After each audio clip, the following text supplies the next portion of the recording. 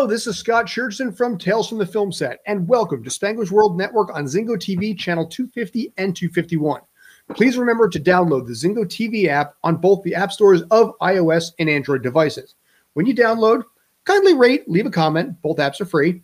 Zingo TV is also available on Google Chromecast, Amazon Fire, Fire TV sticks, Roku, Roku sticks, and all smart TVs 2016 and forward. Hope you guys are doing well out there tonight. Hope you guys are having yourselves a great May 4th. May the 4th be with you. The magnanimous day when Jean-Luc Picard actually helped take the TARDIS into Babylon 5 and defeat Davros and the Daleks. That's how Star Trek works. Anyway, so alongside me today is Mr. Ken Jackowitz. Thank you very much. I've known you for a decade at this point. How you doing, sir? I'm doing very well, Mr. Lipton. Can I start off by taking us back to Tuesday, February 21st of 2011? I think I know exactly what that day is going to be, but please, sir. Okay, well, Central Casting called me up because they needed some priests, and they had a priest collar that was kind of larger. So my first job for Central Casting, I was netcast, and it was for Blue Bloods, and I went into holding, and someone introduced himself to me as Mr. Scott Churchson, or something probably close to that, I guess. Nope. Oh, that's right. I remember what it was. Because in this particular case, then I had to think about this for a moment. Yes, because we were all priests. I think if it's what I remember it to be, I identified myself as Father Patio Furniture at your service, sir. Father Potty. Father Patio Furniture. Yes, and that was the first time I met you. So, and the advice and things you told me is that be prepared to be walking on the streets and people to recognize you, which has never happened to me. Oh, it hasn't? Okay. No, about as close as it ever came is once on a Facebook background group. Someone who did not know me or my name spotted me on Bad Education and was like, oh, that guy with the, always does a good job. So good job. That was nice. I appreciated that. Well, it's a little positivity that way. First of all, you can always find us on Facebook at Tales from the Film Set and also on Twitter at Film Set Tales. Had to do it that way because there's only 15 characters on Twitter. It's a shortcoming. You can see it down below. But yes, that has already been over a decade at this point, which is, by God, a really long time. But Kenny, man, you've had a pretty solid career. You've had some really cool stories. I do want to highlight a few of them here. You've, shall we say, gone to the Mile High Club with Liam Neeson. Yes, I have. Yeah, and Michelle Dockery and Lupita Nyong'o, and it was a little crowded. Yeah, well, it was a little crowded there. There was a lot of people in that Mile High Club there. Julianne Moore. Well, she was on. Okay, yes, that's correct. She was in first class. She was what we called a first class lady. Oh yeah. Well, actually, she is very prim and proper that way, but in a good way, I think. What you're talking about is Nonstop, a Liam Neeson movie that the New York Times called bonkers fun. So go rent, stream, or whatever. Download illegally if you have to, whatever. No, come on. Well, it's not like I'm getting royalties. Nah. And we were told, do not talk about this. And you have to promise you can show up for all 20 days of work because it was shooting on a plane and Liam Neeson had to walk by the same people every day. And it turned into 32 days of flying to the Atlantic before we before the end of the movie. I'll just leave it at that. Before the end of the movie. And another 3 days on tarmacs and a day at JFK, and most days of background are a day here, 3 days there. So 36 days of work was, even for non-union, it was very nice. A profitable period there. I do remember the tarmac at the very end. Were you there? When you were a fireman, weren't you? Yeah, when you did the reshoots. Initially, when you shot them in January, for whatever reason, it I don't know, whatever happened. But in the days in September, I think it was the blow up thing that people slide down. I remember that. Yeah, that's Yeah, the whole thing about, I think remember the principals, Peter Leung, a few of them had to slide down that thing. And I'm thinking to myself, you were getting paid to slide down this thing. Kind of jealous. But Don't yes, be. I didn't get to. I'm sorry. But yeah, I remember it was like 80 or 8, it was like 85-degree days. I am dressed in this case in full fireman gear. I got the pack on my back, which is weighing 50 to 70 pounds. And they're like, okay, and run. And run. And if you remember, we did like 40 some takes of that thing. I was burning up. You guys probably weren't that great either. Well, I had the advantage of just wearing a regular shirt and just loitering around because we had, well, I guess people now know that the plane did land. It's not, and it's been out for 8 years we now. Weren't running. We were, we were away from the plane, so we were happy. You had to run because you had to run to the plane because you were a fireman. But yes. My last day of shooting on the actual set of this French plane from the mid 1980s that they found boxed up somewhere, and then reconstructed on studios in Mazbeth. That the studio was right across the street from a cemetery, and my joke was, do you know where they put uncooperative background? In the cemetery. That would probably work, but right. They spent 2 or 3 days. They spent 2 days of us crashing, and they had giant fans, and we were throwing all kinds of trash into the fans so it would go at us. I think Union was unhappy because they didn't get extra pay for that. But I was non-union at the time, and I'm sitting in my seat. I'm on the right aisle of the plane. And when I'm told to get up, I get up, and we're going to make our way out of the plane now. And someone else came up, and he put his arm around me like he was badly injured. So I helped him get off the plane. I'm like, helping him, and we're working together because that's good background. Can find little bits to do with each other that are small, but work for the scene. And we did that 3 times and didn't make it off the plane. Every time he was like, cut, come back, turn on the fans, trash, trash, trash. And at the third cut, they just took me and gave me a little push. And I went down the stairs leaning from the plane. And then it was like, go to holding, finish your paperwork, and out of there. So it was rather anticlimactic because went and out of there in like a half hour.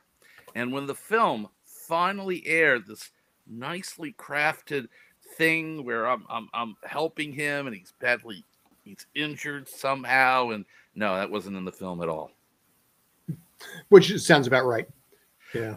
Well, we both learned a long time ago that if we do something that looks really good, and even if it gets like some attention, even from the director, do that again.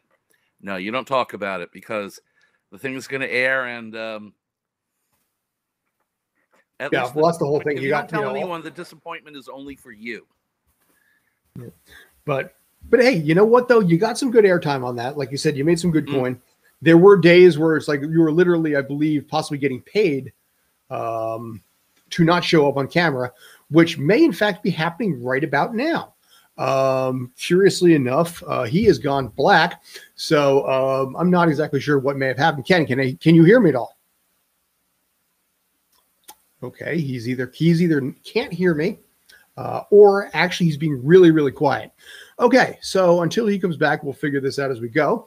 My name is Scott Sherpson. As always, you can find us on Twitter at Film Set Tales and Tales from the Film Set on Facebook.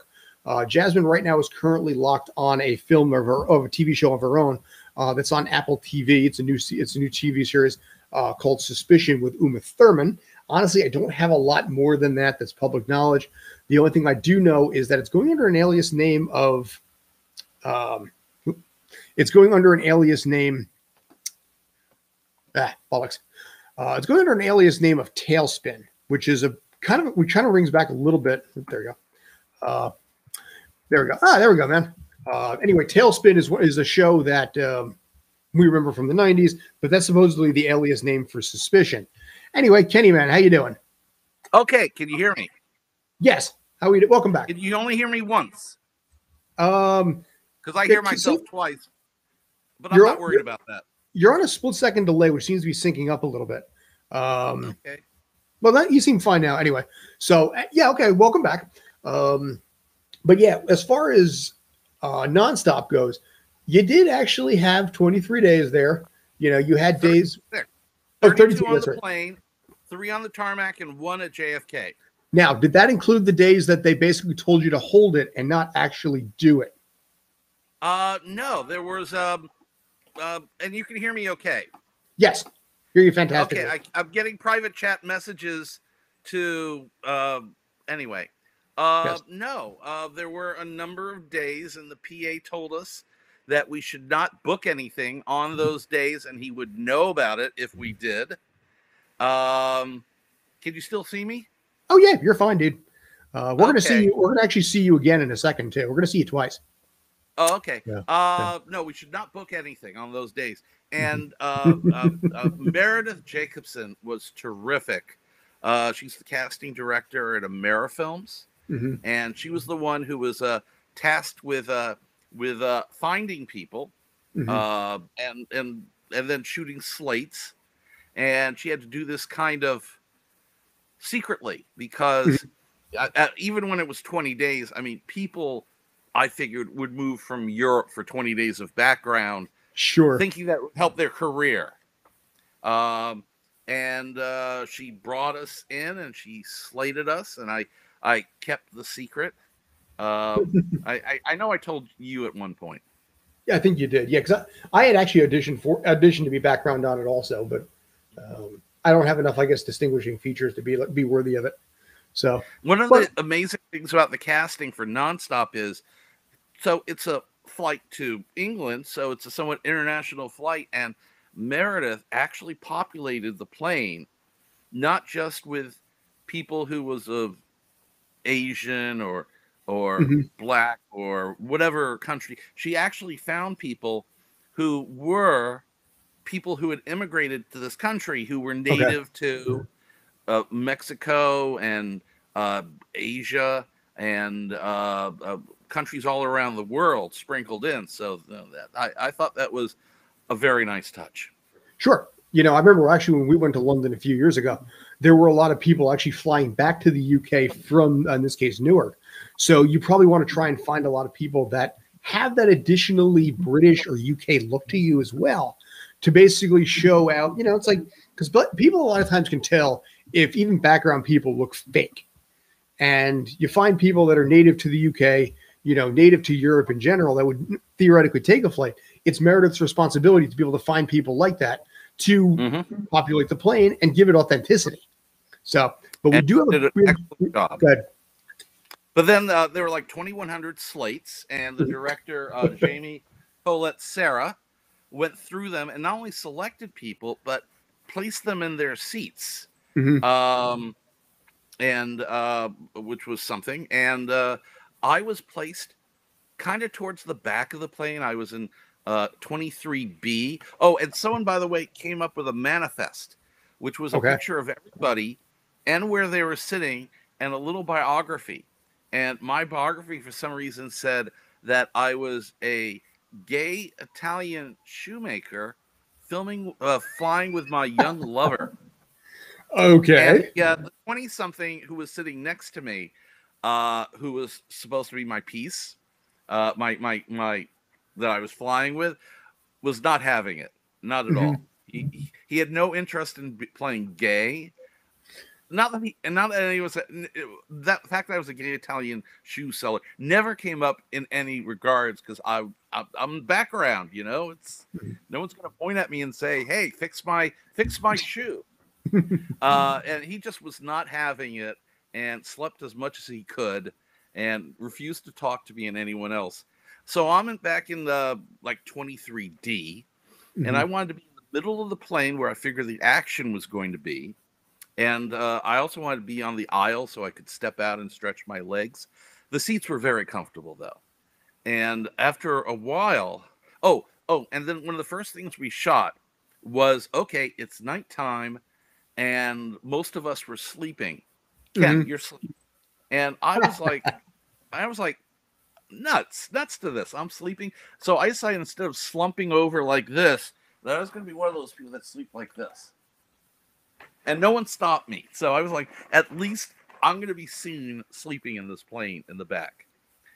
But as it turned out, I had been picked to be in the middle of a triangle of three of the main suspects, Okay. including the bad guy.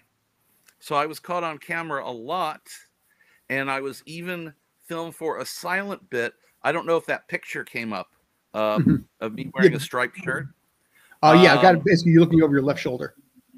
Because the camera, Liam Neeson is trying to figure out who's the hijacker.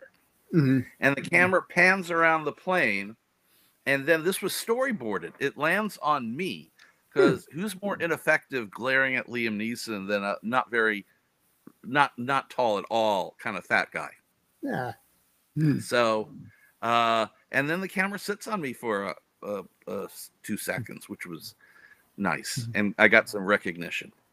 Yeah, and that's like I said, that's the fun part of it. Go ahead. I'm sorry. Go on.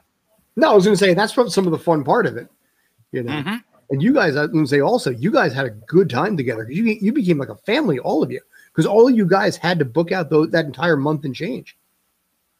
Oh, we filmed from well, we got pushed back a couple of days because of Superstorm Sandy. Oh, I remember that. And then, so we started filming early November, and we finished in mid-January. And then we had a day at a tarmac where things didn't work out. And then next, like November, I think it was, we had 2 days at a different tarmac.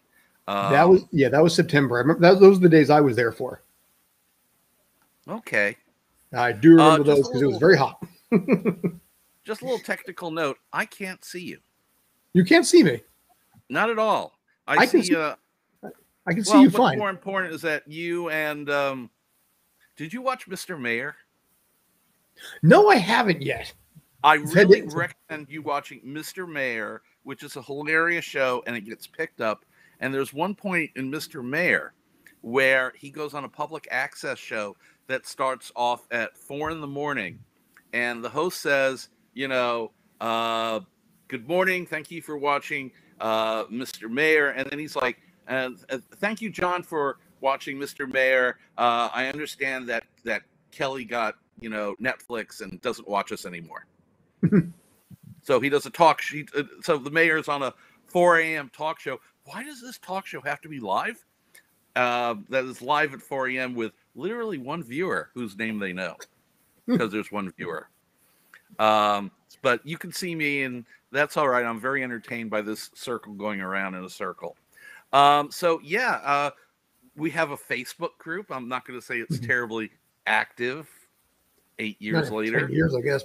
But most of us joined this Facebook group, and we still have a holiday getting together, some of us every year in December. That's cool. So yeah. So even 9, even 10 years later, you guys are still getting together every now and again. Obviously, you're running to each other on other film sets. You stay in touch through social media.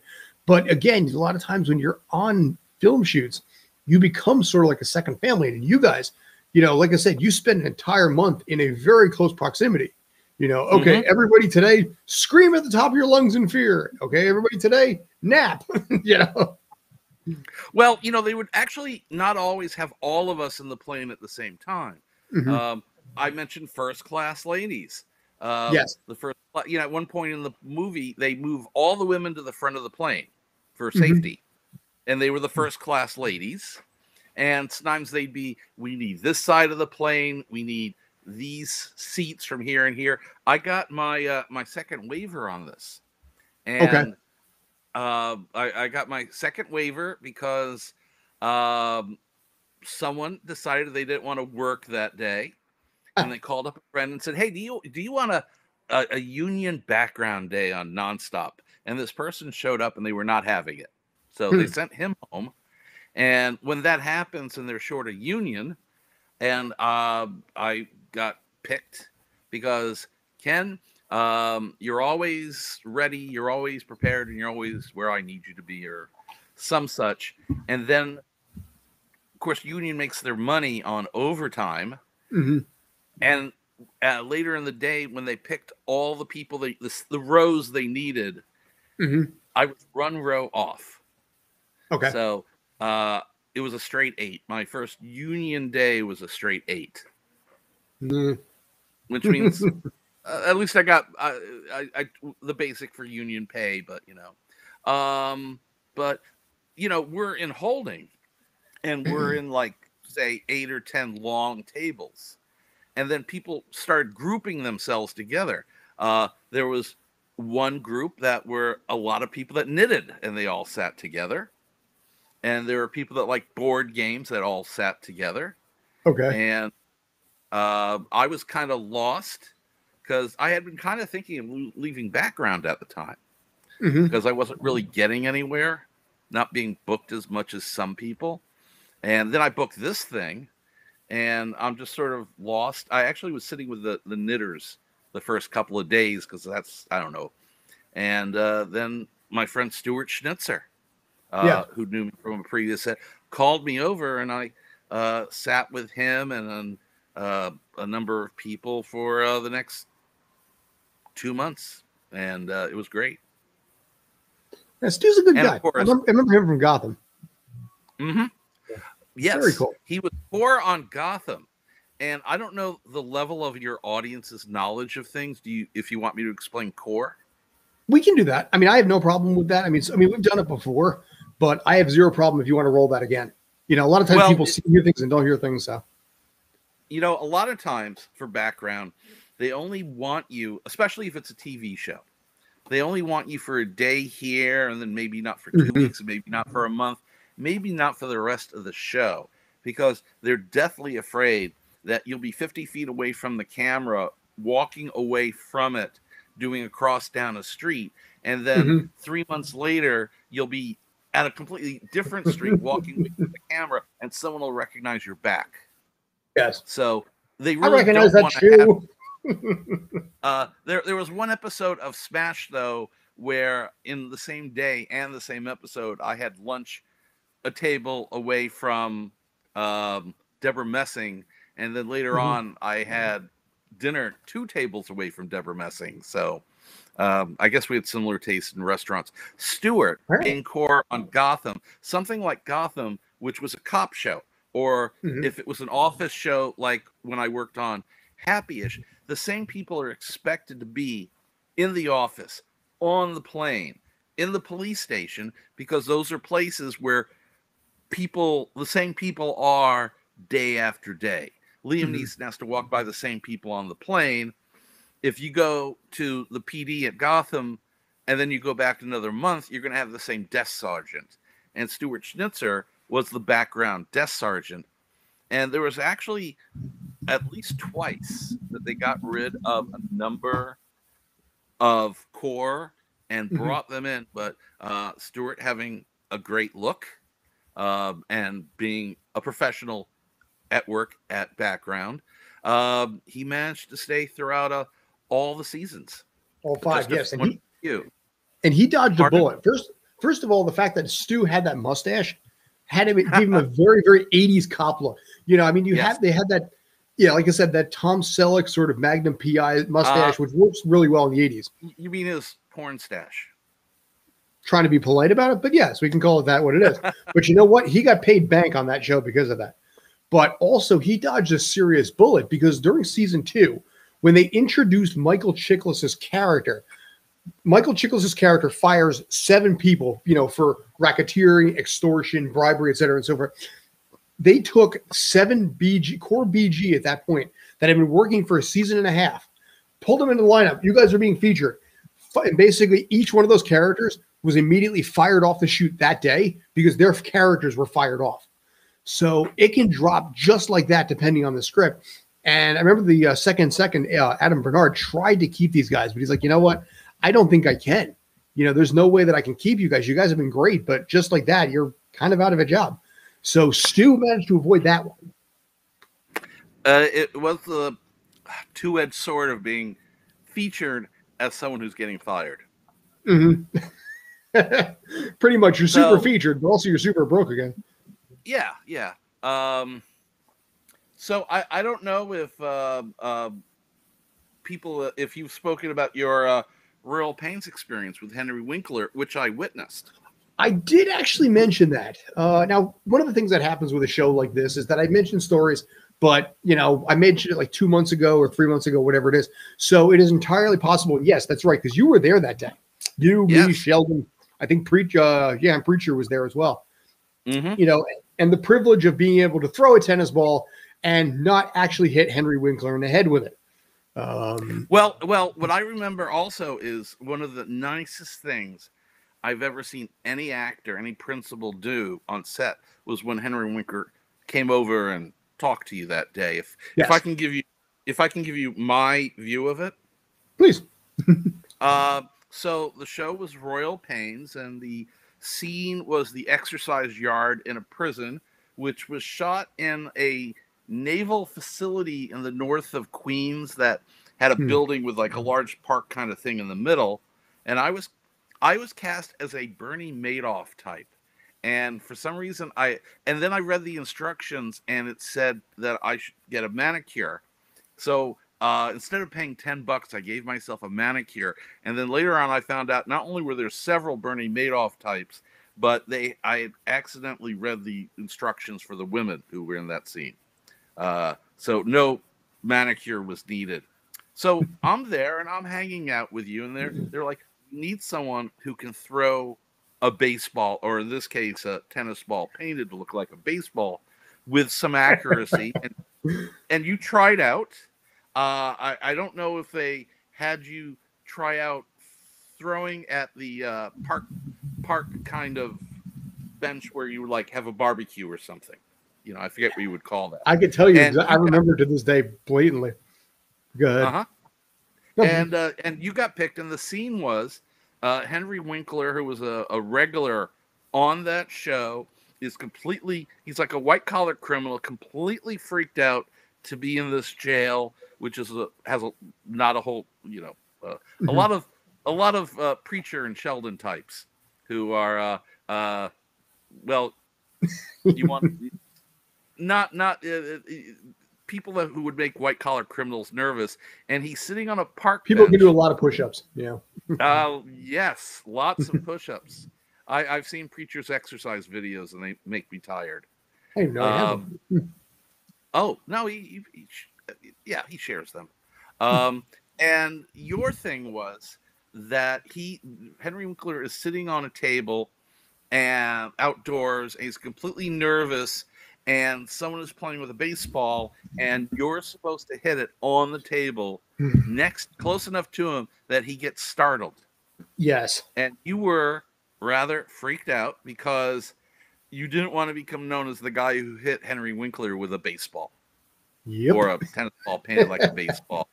It was not the reputation you wanted. You didn't want anyone, especially Henry Winkler. It's Henry Winkler, to be upset with you. And you were nervous. And before we shot, Henry Winkler came over to you. And what did he say? I don't remember. I remember the conversation, but honestly, all these years, I don't remember what he said to me. Henry Winkler said, "Don't worry about it. Do your best." Oh, he took it and he bounced it in his hand, and he was like, "I'm not worried about this. It's okay if you hit me. It's not going to hurt me. Don't worry about it. Do the best you can. And if you hit me with this, so what? I don't care." And he was very warm and very nice to you about this whole thing, and just generally gave you calmness and courage. And I still failed epically anyway. No, you landed it. I think even on the first shot try. Well, here's what I remember. Maybe my memory shot, but I remember trying a few times. And what they wanted to do is they wanted to have it skid off the table, so like this far apart from it. So if he's here, they wanted it bounced off the table right here. And I remember being really nervous because the last thing I wanted to do was hit Fonzie/Barry Suckercorn with a tennis ball that I had to throw, and I mean like wing at it. I couldn't just lob it. They wanted that thing to really skid off the table. And you were a distance away. What's that? And you were a distance away. You were like I was. It was 30 like feet or more away. something like that. Yeah. So eventually they fired me off from that after like 3 or 4 or 5 attempts of it. And they started bringing the ADs in. Like I think Teddy Aguiles tried to throw it. A few other people, directors tried to throw it too. And like nobody could do it because I think they realized, oh God, I have to risk hitting Henry Winkler with a tennis ball. And I think that realization was something that made them very, very nervous about the idea, and it made it a lot harder. Eventually, they got the shot to bounce off because I saw the final cut of it, but you didn't see me throw it or see anybody throw it. No, you were never going to be seen throwing it. Mm-hmm. But I pardon me for disagreeing with you. I don't remember anyone else trying, and I believe you got it pretty much on the first or second take. And I think there were like 3 or 4 takes because why not? It's not the director who's getting a tennis ball thrown at him. I don't remember anything quite about the skid, but I remember you bouncing it next to him and him having a great reaction to it. So, well, I like your version better than my own, so I'll take yours. Okay. Oh, all right. Cool. Glad of it. Yeah, but yeah, that was probably about 9 years ago also. So a lot of the stuff we did was actually it was May 23rd of 2011. Oh God! Season 3 of Royal Pains. Stream it now on something. I guess I never wanted to watch the show. Yeah. Okay. The Royal Pains was one of the kind of shows I only watched if I was on it. That's fair. Yeah. Well, I think Mark Firestein, who was the main guy on that show, I think he's on Power or Ghost now. He's on one of the Power spinoffs. But yeah, okay. So I got a date here, March 31st. About 5 days prior, I did a commercial. 23rd? Oh, I'm sorry. You're talking about March 23rd of something. You said March or May? May 23rd of 2011. And I looked it up. Yeah, okay, there it is. Memory. Okay, there it is. Okay. Yeah, because then right after that, I ended up doing Men in Black 3 at that point. Just prior to that, I did a commercial in the Bronx for something called North End Liquor. And that was kind of fun. They paid me like $20 to do it. I went all the way out to the Bronx and actually had a line of dialogue. Cool. But apparently in the Bronx, it's a pretty popular place.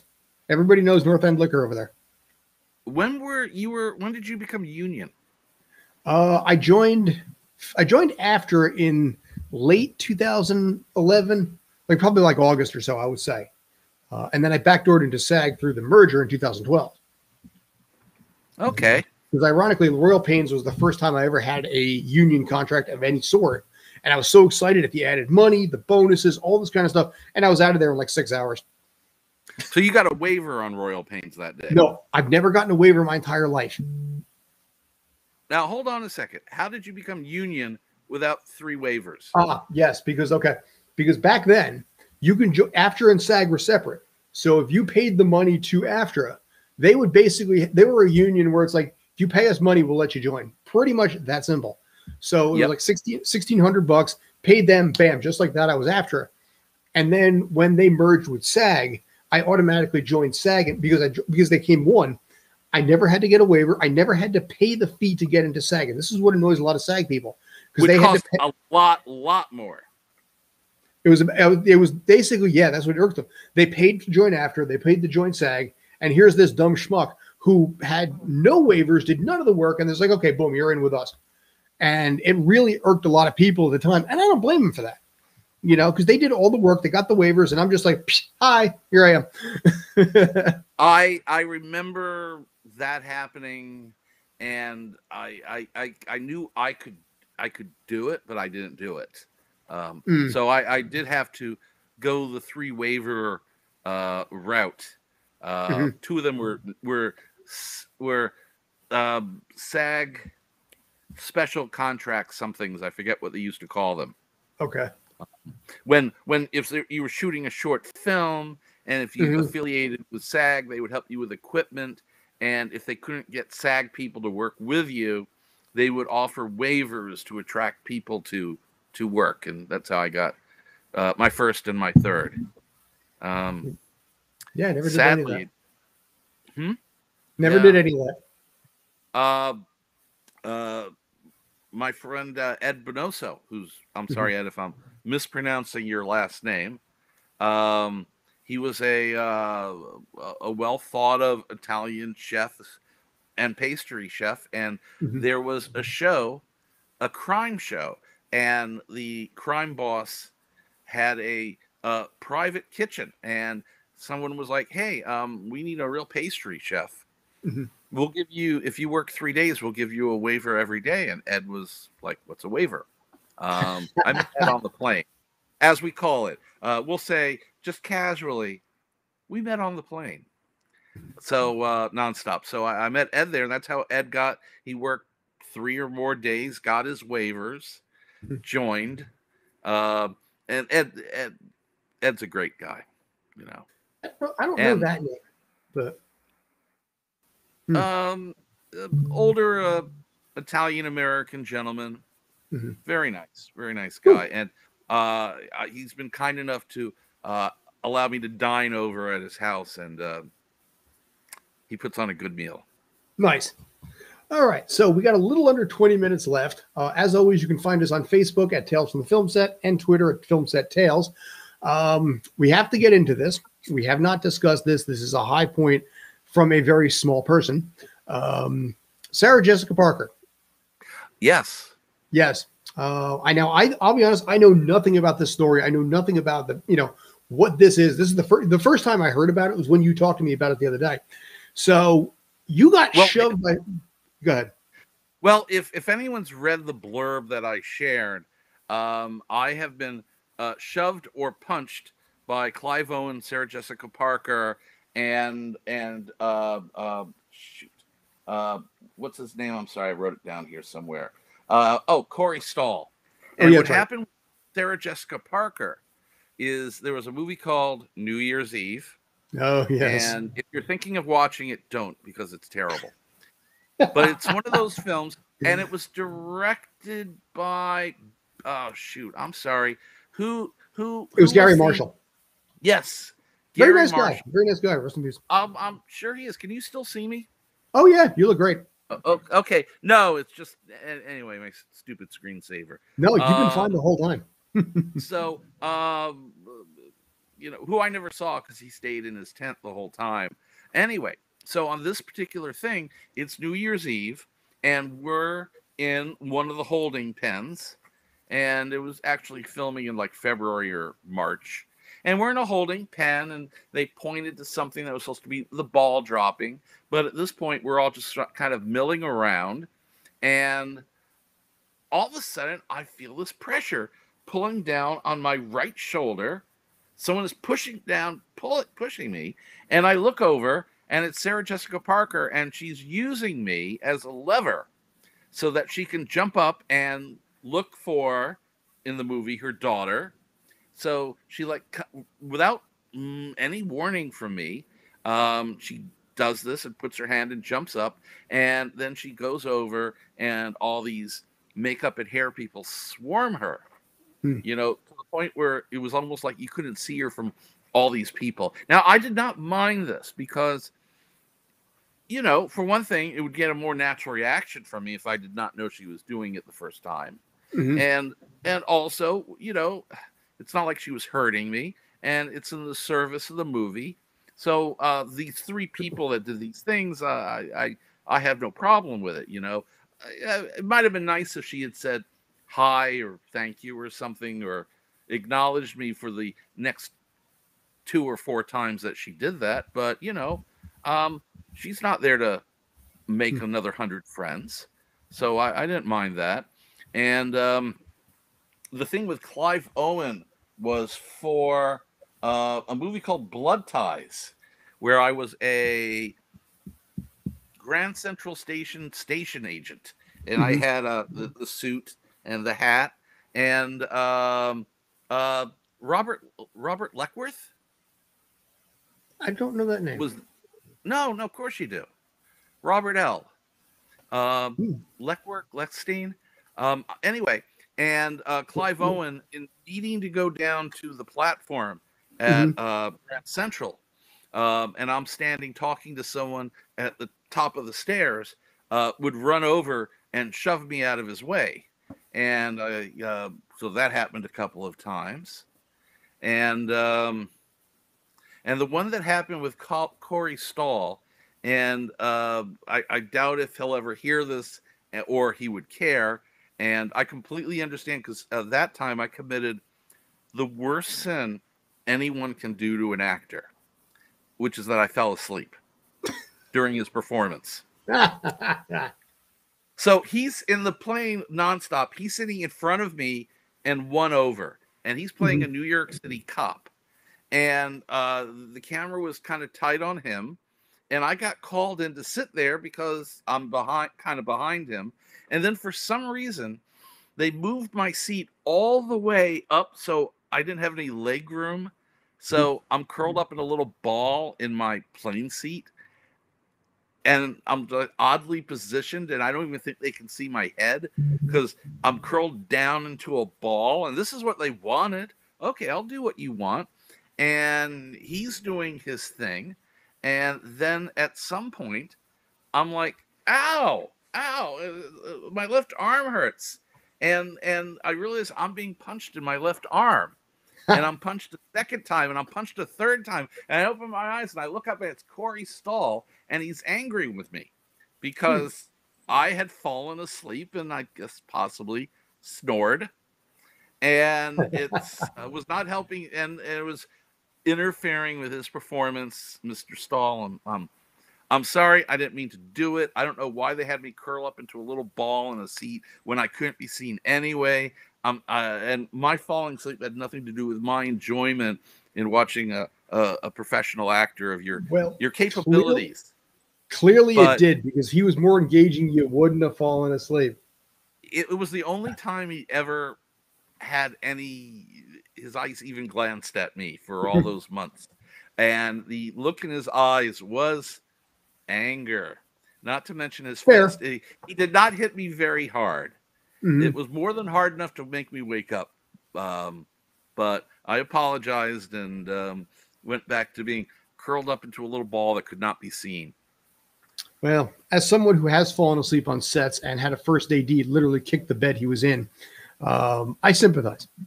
You know. Now, what happened when you were kicked in a bed? Because I have a similar story. Well, I have a similar situation. What was yours? This was the Nick. So it was literally the day after Super Bowl. We had a 6 a.m. call time, and it was late on the Monday day. You know, we're closing on the end of it, and they needed me to literally sit there and lie in bed, you know, with a blanket over me on my back, you know, with a pillow underneath my head, pretending to be asleep. You need to have your eyes closed. So I'm running on 4 hours of sleep, spent an entire day on set, and now it's like, okay, lie in this bed on your back, close your eyes, and and pretend to be asleep. Being the true method actor that I am, years of training in method acting, really devoting myself to the craft, and also just being really, really tired, I crashed. Rob Stats, who is one of the co-hosts that I have on here occasionally, he will back me up on this because he was there that day, and he heard me snore. And so did every crew person, so did every BG, so did the principals, so did Steven Soderbergh, the director of the show. So Ken, I forget the guy's last name. Ken is basically the first AD that Steven Soderbergh has had since like Aaron Brockovich, like 20 some odd years ago. So he went over and he literally just kicked the bed, and just shocked that, jostled the bed, shocked me, scared the hell out of me. And of course, by that point, I was more than wide awake and really just absolutely guilt-ridden. I apologize to him later, but that's my story. Why you should never do the same shit. So Soderbergh's like assistant. I don't know if you'd say he's his first AD. Is Jim or Bob? Do you know who I'm talking about? No. I actually spent 5 days with Soderbergh in a psychiatric ward. Okay. For something called Unsane, and it was. I saw a posting for that. Yeah. He wanted to make a movie filming entirely with that current generation of iPhone, and he had all this amazing equipment, and he came up with a little stalker crime thriller, and it was 8 principals, and then 2 background, me and this extremely thin woman they brought from Atlanta, a very nice woman who has played a number of times, thin enough to be The Walking Dead. Okay. And being background, we are not supposed to talk to principals or directors, which I kind of hold to. And in the 5 days I was in that psychiatric ward with Soderbergh and these other people, at one point I found myself in an elevator alone with him. And I asked him, how am I doing? And he said, fine. And I took that as I was doing okay. Exactly. He would have told you sucked if you sucked. By the way, the guy we're talking about was actually, his name was Greg Jacobs. He was first AD and also exec producer of the show. Okay. So he's the one that kicked that. Yeah. We mostly dealt with, I can't remember. I wish I remember it was Jim or Bob, because he was the nicest guy. And I'm going to do this thing, and I'm very excited, and they're taking a van out to somewhere in New Jersey to an actual psych ward, not the first or time I've ever been in a psych ward on camera, that is. And so this guy is talking to me and this woman about what we're going to be doing, and I'm like, oh boy, there's just 10 of us, and maybe I'm gonna get an upgrade, maybe I'll get a line or something, it could happen. And he's talking to this woman who's very thin about how she's what's the syndrome where you do not eat? Bulimia? Psychiatric.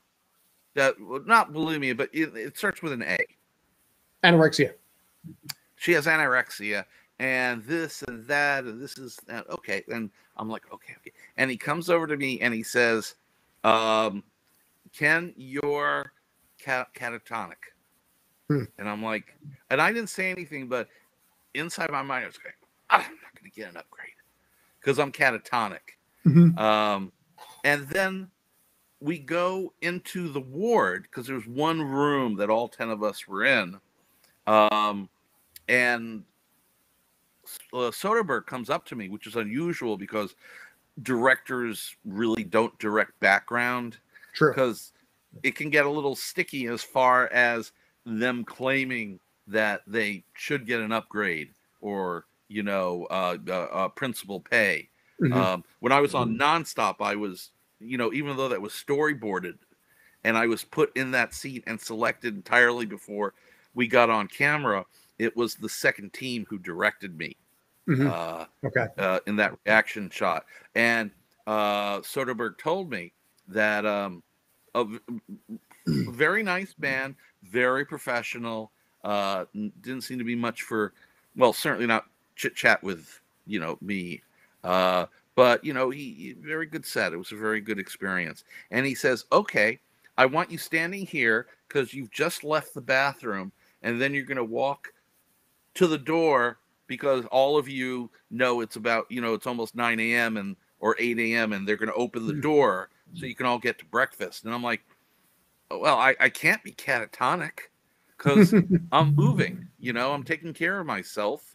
So I just gave myself a little backstory where I was extremely depressed and angry with myself to the point that I was, not really interacting with anyone and just moved very slowly. And later in the movie, the one time I ever asked for direction, or not exactly direction, but in the middle of the movie, someone becomes very angry in a room and starts throwing things around, and everyone else runs out of the room.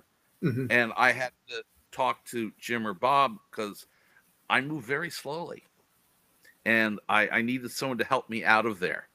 And so when we did the next takes of that, one of the other actors agreed to, grab me by the shoulder and kind of rush me out of there because that was not in my character's nature. But other than that, they would be like, walk this way, sit here and have a meal. And, so I would stage eat. That was a good experience. But the time I was like you, fell asleep. Was World's Greatest Showman, Oh, yes. and yes, and the very simplest costume I was ever fit for, which was a simple linen sheath, kind of what Uncle what was the uncle on the Addams Family? Uncle Fester. By the way, we got about 3 minutes Kind left. of like what Uncle Fester would wear, because just a simple linen thing. It's 1860s, and I'm in a hospital. And I ended up at the end of a long line of beds.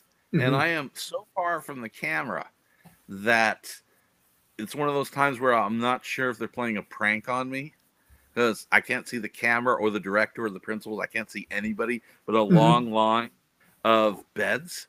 And they tucked me into the bed. And fortunately, at the last moment, I realized they're tucking the sheets underneath.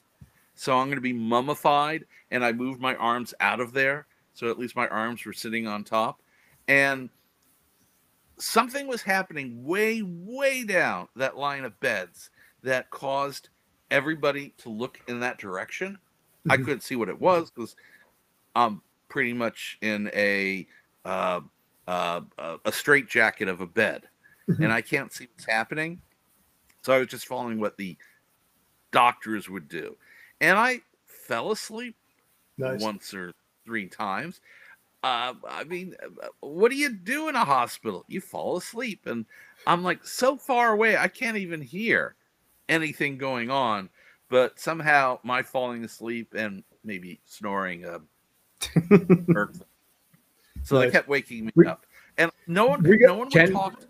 Yeah. Ken, we got about a minute and a half left. Okay. So sorry, I didn't mean to cut you off on that. But fun times fly fast. They do indeed. But thank you, man. You've been awesome. How can people get in touch with you? Well, on Twitter, I'm at Jack of Wits, JACKOFWITS, and under Ken Jackwitz, JACOWITZ, at excuse me, at Instagram and Facebook. You can type in Ken Jackwitz into Vimeo, and you can watch my reel and the scene on of Nonstop that we discussed, and a couple of other things. I'm SAG-AFTRA. Watch my reel. Give me a job. Nice. Thank you, Kenny, man. I appreciate this. You and I, we go back a ways, but we actually sort of lost touch, so I'm glad we actually did this. I would like to pick this up down the road, though, because I think you got a lot more stories there. You know, this, like you said, this hour just flew by, so I don't want to actually stop it where it is right here. But thank you again, man. You've been awesome. Some of my stories are actually interesting. Actually, you got a fair amount. Like I said, you got some, you know, like I said, I try to diversify this a little bit with people that were on productions and things like that I never was. So, like I said, Nonstop was a big example of that. The Sarah Jessica Parker one, yeah, I did that movie, but you got a different experience out of that than I did. So, I'd like to hear that sometime. We will definitely make it a point for that one. So anyway, we got to wrap this up. Like I said, Jasmine was on a film set, so she wasn't able to be here today. She will be back next week. I've got a couple other things in the pipeline for that. So apologies, it was just me today. As always, this show is available across 39 different platforms, across 4 different continents. I'm sorry it is not available in Antarctica yet. We're working on that. That may come down the line with some other announcements that we have in the pipeline that I can't talk about yet, but really want to. Anyway, for Tales from the Film Set, you can find us on Facebook at Tales from the Film Set and also on Twitter at Film Set Tales. As always, my name is Scott Churchson. This is Tales from the Film Set. Thank you for tuning in. I appreciate it. Thank you, Mr. Jackowitz, for tuning in as well. Have yourselves a great night, and together, let's make it a great day. Take care.